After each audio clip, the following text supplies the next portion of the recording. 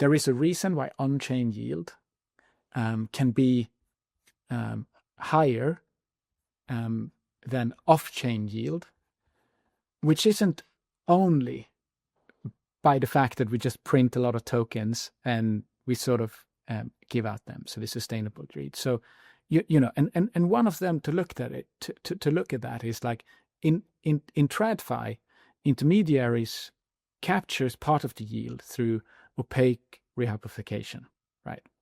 And in DeFi, smart contracts distribute the yield more directly to users. So depositors can sort of capture a larger share of what their assets actually earn. So that transparency and the direct accrual is why on-chain yields can be higher. Like they're not risk-free. And you know, you will know this, but I think it's important when we talk about composability, like what does that actually mean in practice?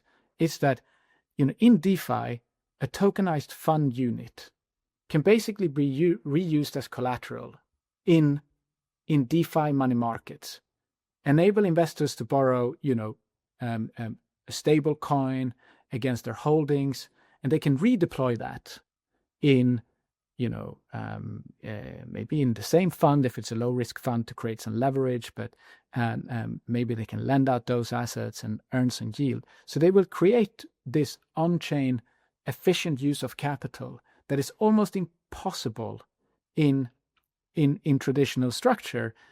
And it's possible because the smart contract enforces collateralization instantly, reducing all this need for large haircuts that TradFi institutions demand. There is also the case that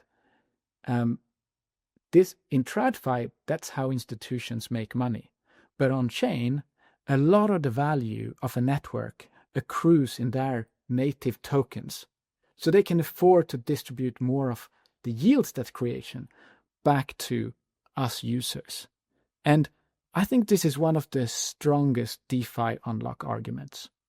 Not just transparency, but this composability, the ability to reuse an asset across protocols. And that's really where I can see Katana as the core deep liquidity, you know, DeFi focused opinionated chain can move in a few years. And GSR is very involved in, you know, RWAs and trading those. But I think that's an important point where I think DeFi is very, very interesting.